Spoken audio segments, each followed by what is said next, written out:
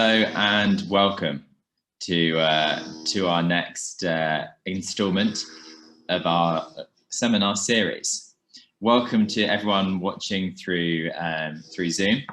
Hello to everyone watching through YouTube, and hello to everyone watching through our various other platforms as well.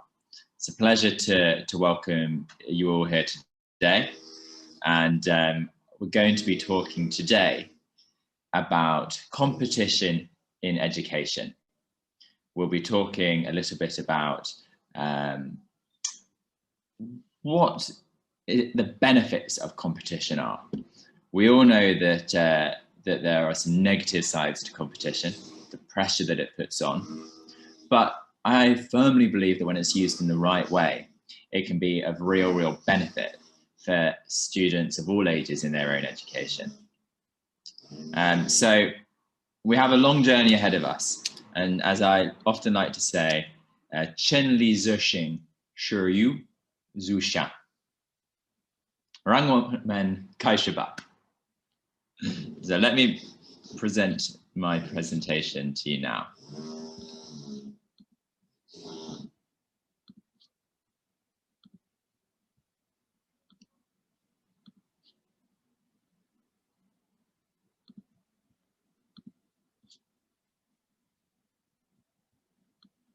Right, that should all start to appear on your screens in front of you.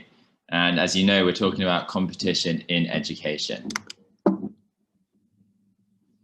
As I mentioned before, we're going to be starting with the importance of the competitive spirit. Why is it that I want to talk to you about competition today? We're going to talk about how it's used in the UK education system, and I'm going to attempt to share with you some of my experiences on how competition can be used and how we can benefit as students. Finally, we're going to talk about you. How can you harness it for your own purposes? And how can you make sure that this gives you an edge over the competition? As ever, questions are very welcome through our partners, and also through conversations after the close of this seminar. So most of you listening, I'm sure, will know a lot about me already. So I won't talk for too long about myself. But to give you a little bit of background for anyone that's new to the show, I myself was a student at Eton College. I studied there for 2 years on a full scholarship for my A-levels. I studied economics, maths, physics, French and geography. You can see me there in my school uniform. That's the uniform that we had to wear every day. And that's my mother standing proudly beside me there. After graduating from Eton, I went on to study at the University of Cambridge. I had 3 very happy years there. During that time, I studied land economy. This is like law and economics. It was probably the best decision that I ever made, not just to go to Cambridge, but to study that degree itself. It's my 2 very close friends you see there, Sonia, my co-founder at Libra Education, and Toba, who is a top banker in London now. So I made a huge amount of amazing contacts, amazing friends during my time at Cambridge. And it's a time that was full of competition itself. At the conclusion of my time at Cambridge, I went on to found Libra Education, and I've continued to learn and continue to be involved in competitive education. I'm now studying at the University of Oxford, as well as running my business. It doesn't give me much time, and I'm studying there on a full scholarship. As I mentioned, I founded Libra Education. We have 10 years of experience working across schools and the university sector. In the university sector in particular, branding of the universities that we work with is very strong. And we have 95% of our students attending the G5 and 60% successful applications to Oxbridge. So enough about me. Let's move on to our topic for today and the importance of the competitive spirit. The first thing that I really want to talk to you about is competition is not a synonym for winning. Winning is the act of coming first, the act of beating all of your peers. Now that's great if you win, but if you don't win, then obviously there are downsides to that. No, what I want to say to you is that competition is not about winning. Competition might mean that you come first. It might mean that you come second. It might mean that you come third, or simply that you take part in a competitive way with that competitive spirit that I just mentioned. Now, why is that a distinction that I want to make now? The reason that I make that distinction is because competition is about knowing how to win, but also how to lose. Whether it's in sport, whether it's in business, in a job application or a school application, we learn as much about when we lose or when we don't achieve our goals as we do when we win. Winning is really a culmination of shared experiences and learned experiences. The more time you spend putting yourself out of your comfort zone, entering into competitions, you'll be surrounded by other people that have similar goals, people that have similar motivations. And these are fantastic learning opportunities. Many of the moments in my own personal life that I have learned from have been from those moments where I didn't achieve those goals. There was one particular moment that I remember. It was in my first year at university. And I'll talk about this a bit more later, but at Cambridge, all of the grades for all of your exams are put on shared boards around the university. So you can check what you got. You can also check what every other student got. This was the first exam that I had sat at Cambridge. And I arrived feeling like I was the best student in the world, the most intelligent. And unsurprisingly, at a university like Cambridge, that definitely wasn't true. I was average. Everyone at Cambridge, at Oxford, at good schools and universities are great. So it's unsurprising then that when I went to check my grades, I didn't come top. I didn't get first, second, or third. I was actually towards the bottom of my cohort. Now that was a terrible feeling for me. But if I've learned one thing from competition, is that it can motivate you. And the fact that I had placed low down in my cohort in that test gave me a conviction that I would never let it happen again. I looked at the people that had come top and I spoke to them. I asked them how they'd revised for their exams, what they'd talked about, the techniques that they'd used, and I learned from that experience.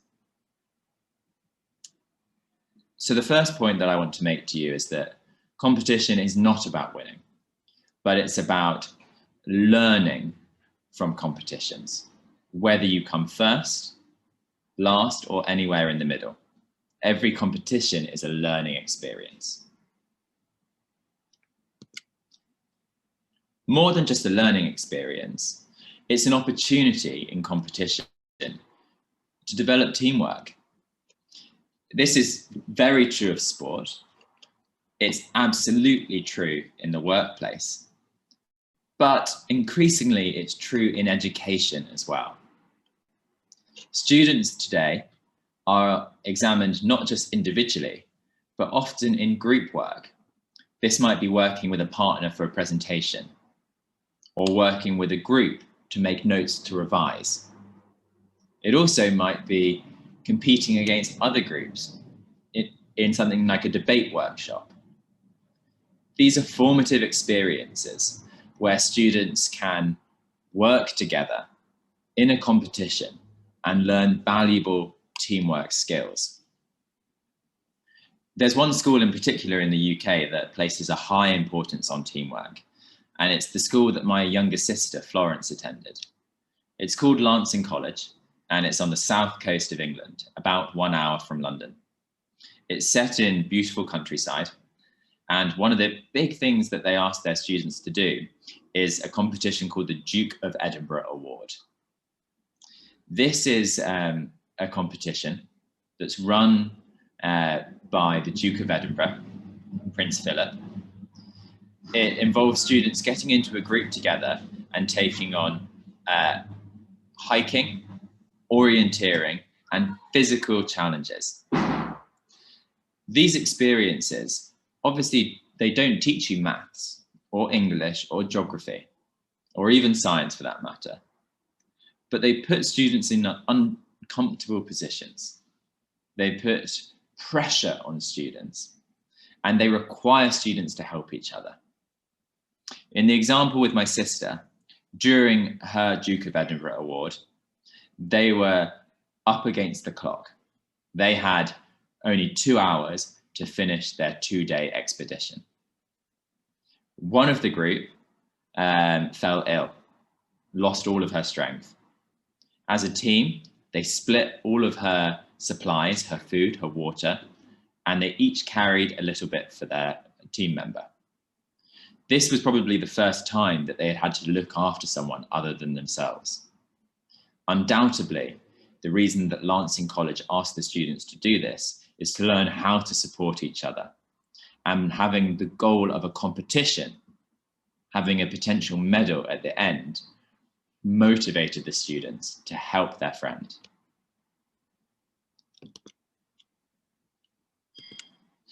Now, competition isn't just about beating the person that's sat to your right or to your left. It's about many, many different elements.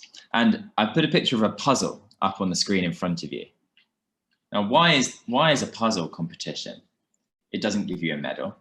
It doesn't make you better than someone else, but it's still a form of competition that brings people together. By having a puzzle in schools at Christmas, people work together to complete a goal. What I'm trying to tell you is that competition is not always a way to drive people apart, but it's a way to encourage teamwork. It's another way that students can learn that by working together, they're more likely to achieve their goals. It's also a way for students to recognize different skills in different people. In any classroom, there may be 10 or 15 students, each with a different speciality. And I want to talk to you about an example from my own education when I was at Eton College. In my economics class, we were tasked with doing a piece of research, making a presentation, and then debating the results. Now, I like to think that I'm quite good at presenting. Maybe at home you will disagree, but I like to think that it's a skill set of mine. What I'm not so skillful at, compared to the other people in my class, is research and numerical analysis. Now, in my team, if I'd been working on my own, I would have had to have completed every element myself. By being in a team, competing against other teams, I saw that some of my fellow students were stronger in analytics, stronger in debating. By watching them work and with a determination to win this competition, I learned a lot from that experience. And as a result, I had more skills myself at the end. I can promise you that without that competition, it's very unlikely that I would have given up control. But in the interest of winning, it was something that I had to do. Finally, when talking about the importance of the competitive spirit, anyone who has entered into competitions will know the importance of communication. That can be communication with the teacher. If you want to beat all of your peers in a test, You have to forge a relationship with your teachers. You have to be excellent at listening to what they're telling you and being open-minded when they give you feedback.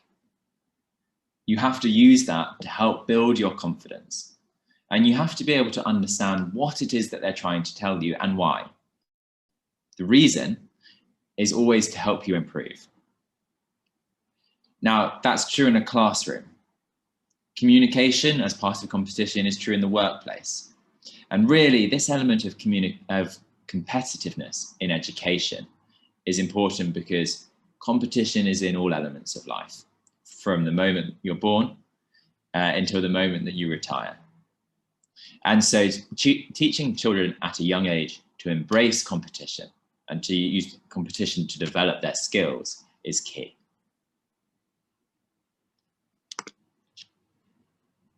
Now, competition is pervasive in the UK education system, as it is in many places around the world. Every year there's a debate about what the right level of competition is. How much is competition stressing students? How is it making them unhappy or unhealthy? And that is definitely an argument that's fair. Too much competition or the wrong sort of competition can be very unhealthy. And so we need to be very closely attuned to how much pressure competition is putting on children. But to give you a couple of examples about how competition has been used throughout my own education, I want to start by talking about Eton class rankings. Now, Eton, as you'll know, is probably the best school in the world, and it maintains that reputation by fostering competition in many, many elements of daily life. One of the most obvious educational elements of competition is through termly class rankings. This is where, as a year group, you go to the school hall. 250 boys sat down in front of the headmaster. The headmaster then reads out the rankings from first place to last place in every subject. Now, if you're first in maths, that feels great. If you're 250th, probably not so good. Now, how do we make sure that that doesn't become unhealthy? Well, it's got to be supported by the ability to have good conversations and good feedback from your teachers. There's no point saying to students that they're bottom of their class if you don't give them a way to improve. And that's one thing that Eton does brilliantly. Not only does it have the best teachers, but it also has teachers living on site all the time that are always accessible for students. Students are encouraged to constantly have conversations with those teachers, to go to them for advice and go to them for clarification of difficult ideas. The class rankings, if they're supported by good quality feedback, can be a fantastic way to motivate students. Again, I promise you, if you're that 250th student in maths, the first thing you'll be doing when you exit that hall is going to find the maths teacher and saying that that wasn't a good feeling, and how can I make sure that it never happens again? And what you see in Eton is that every term, the class rankings are very, very different, because those students who were at the bottom have had the support, they've had the coaching and the guidance, and they're not bottom anymore. And for me, that's a key part of healthy competition. It has to be fair and it has to be supportive. Now, at Cambridge, I mentioned earlier, they put the exam grade of all of the students. You'll see that photo there of a student checking their grades. The grades are put up inside the university building. They're not available for the public to see, but any student can check the grades of any other student. Quite intimidating. But again, for me personally, this was a motivating experience. After seeing the results that I received, I was determined that in the future, that I would not be near the bottom, but that I would be at the top. And that's exactly what I did.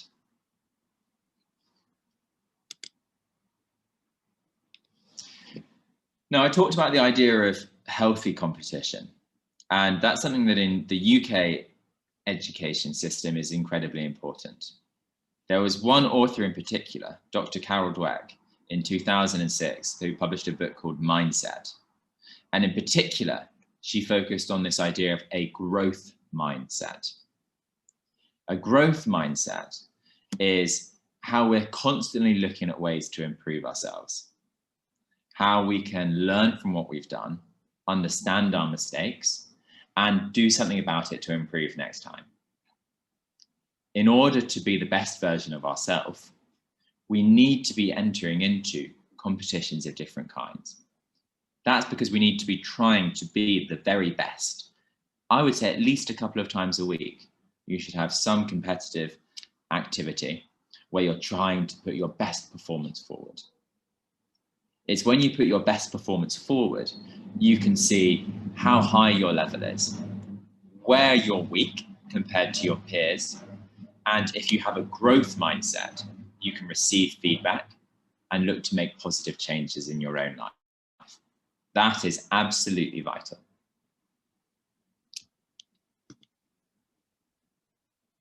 It's also an idea about developing agency. What does that mean? It means being able to make your own decisions. When you're in a competition, you're acting as a sole player. You're potentially the only person on your team. You have to make the right decisions in the moment to help you win or improve. That's important in school, but it's important in life as well. As my slide says here, the yes man is last century. In the workplace, in universities, in schools, nobody wants someone that just says yes. We want people who are ambitious, who are creative, who can have good conversations and challenge each other. That idea of challenging each other is prevalent so much more so in competition than in day-to-day life. Again, as my slide says, developing agency and entering into competitions won't always be comfortable, but it doesn't have to be. It has to be something that you can learn from and improve.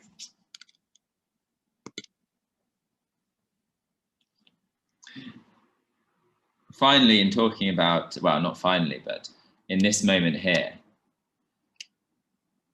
where does the magic happen? Well, it rarely happens in what you know. If you are in your comfort zone, you're staying within a sphere of things that you're confident in, that you do on a routine basis, and that you know is going to work. There's not much magic in knowing something is going to work. It doesn't give you a sense of wonder. It doesn't give you a sense of achievement. If you're writing an essay and you always get 15 out of 25, because you always know what techniques will get you that grade, that will feel good. It's in your comfort zone. You know how to do it and you do it every time. It's only when we try something different, when we reach for something that's just out of our grasp, that we create new ideas, that we have new experiences. Again, competition for me provides that motivation, that element that is going to make you try and achieve something that you've not achieved before. Without that competition, how can we step outside of our comfort zone? I'm not sure it's possible. A couple of ways that during, again, my own education at Eton in particular, that there was great examples of competition. The first is in debate. Debate societies and debate clubs are a fantastic way of fostering all of the positive aspects of competition we've talked about so far. It pits you against someone else. You have to work as hard as you can in order to overcome them. It makes you work as part of a team, sharing each other's skills and learning from your teammates in order to achieve a common goal. It also makes you reach for where the magic happens. You can't stay within your comfort zone when you're going up against someone else. There's another example of competition at Eton that I think makes British education great, and it was in a tradition called speeches. At the end of each term, the highest scoring students were invited to give speeches to the rest of the school and to the parents as well. They would choose a speech from history. It could be a famous speech. It could be a less well-known speech. It could be in English or Latin or German or any other language. These students were judged on the quality of their delivery and the persuasiveness of their speech. Now, the reason I mention this here is because presentation skills, spoken word, is a key element of education in the UK. It's something that I think makes British education very special. And it's something that you take with you through into job applications and into work and into your family and friendship life. If you're able to confidently present ideas, you'll be an interesting person. You'll have an interesting life. And it's a skill that can be learned from a very young age. So how can you really harness this for your own purposes? Well, there's loads of different things that students can be doing from a young age in order to put themselves in competitions or competitive environments. One excellent way I'm a fan of is through sport. Sport is a great competition. It brings together all of the teamwork skills, the communication skills that I think are important. The same can be said of acting or drama. But we're going to focus on the academic elements. Now, for any university students who are watching this, my single biggest recommendation to you today is when you're looking to apply to universities to enter into an essay prize. An essay prize is a competition for any subject that pits you up against thousands of other students. You have to choose a topic, do the research and reading, and finally plan and write your essay. Some students win, some students get commended, and some students get nothing. What every student gets, though, is the experience of having tried their best, to have stepped outside their comfort zone and worked to achieve something that they would not otherwise have been able to do. At Libra Education, we run our own essay prize. It's focused on students in year 12 and 13, so that's from 16 to 18 years old. Students are asked to choose one of the 6 topics you can see on your screen: land, morality, space, eternity, society, and spirit. It's a test that is set at All Souls College, Oxford, and it's called the hardest exam in the world. This obviously isn't the hardest exam in the world, but it is a challenging academic test of students. It asks them to be creative in their interpretation of those questions, and it asks them to challenge their research ability and their writing skills. As I say, if you're thinking about applying to universities in the UK at the moment, my biggest recommendation to you is that you do the Libra Essay Prize, or any other essay prize for that matter. I might be a bit biased for ours.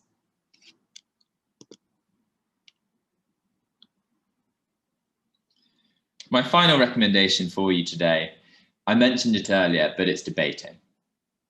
Debating is the single best academic way for students to develop communication skills, develop teamwork skills, and be motivated to learn about topics that they otherwise would not have thought about. Whether you are preparing for a school interview, a university interview, if you want to just have fun and learn about new topics, meet new people, debating is a fantastic way to achieve all of those goals at the same time. And that brings me to the end of my talk today about competition. I hope that I've shown you quite how passionate I am about competition.